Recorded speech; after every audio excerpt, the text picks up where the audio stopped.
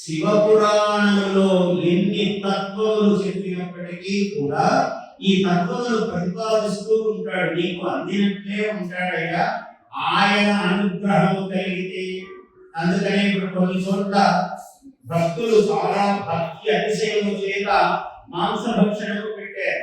ఆటవికుడు అతడు మాంసము నివేదన చేశాడు. ఆయన మాంసం నివేదన చేశాడు కదండి, మనం ఎందుకు చేయకూడదంటే నీకు అంత భక్తి ఉందా? ఆయన కన్ను తీసి పెట్టాడు. రెండో కన్ను పెట్టడానికి కాలు చెప్పు కాలు పెట్టి శివుడి మీద ఇంకో కన్ను తీశాడు. నీ కన్ను తీసి ఎంత భక్తి ఉంటే మాంసం నైవేద్యం అంటే మనకు అందులోనే సమాధానం ఉంటుంది. కానీ మనం అతి తెలివి చేత ఆధునికంగా ప్రశ్నలు వేస్తూ ఉంటారన్నమాట. ఆయన చేశాడు కదండి, మనం ఎందుకు చేయకూడదంటే నువ్వు కూడా తప్పక చేయవచ్చు ఆయన. అయితే చేసిన ముందు ఇలా కన్ను తీసి కూడా పెట్టాలి. రెండు కళ్ళు కనీసం ఒక కళ్ళు తీసి పెట్టారు కదా, రెండు కళ్ళు తీసి పెడితే పూర్తిగా మాంసము నైవేద్యం మరి రెండు కళ్ళు పెట్టారు కదా. ఇది మాత్రం నేను చేయలేను స్వామి, ఈ పని అంటే ఇది నువ్వు తినడానికి ఇష్టము, నీ సౌకర్యం కోసం ఆయన మీద వేస్తున్నాం. ఇలాంటి ఉపాయములు మనకే తెలిస్తే మనం సృష్టించిన వాడు కదా, ఆయనకే తెలుస్తాయి.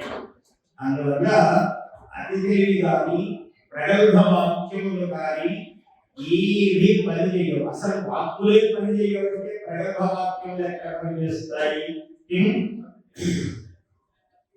ఏమయ్యా నువ్వు ప్రగల్భ వాక్యములు మాట్లాడుతున్నావే అన్నాడు కృష్ణుడు అర్జునుడితో.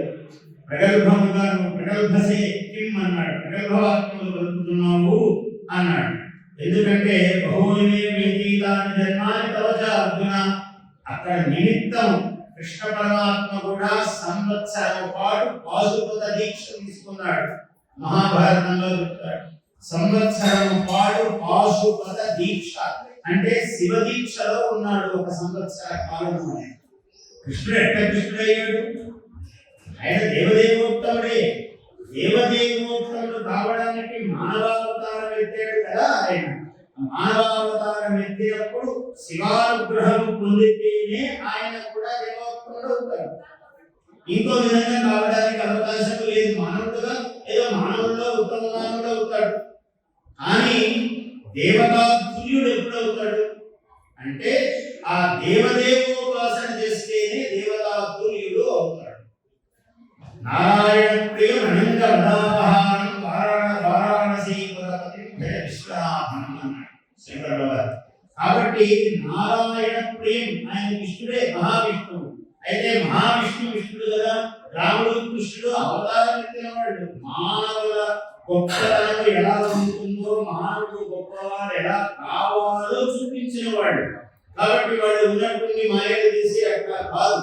కృష్ణుడు కొంత మాయ ప్రదర్శన చేసినప్పటికీ రాముడు కేవలం ధర్మమును ఆశ్రయించిన వాడే, ధర్మమును ఆధారంగా పెట్టుకున్నటువంటి వాడే.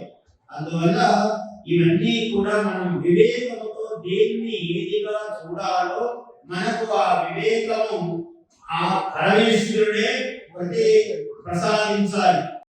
Please subscribe to our YouTube channel. Like and share this video.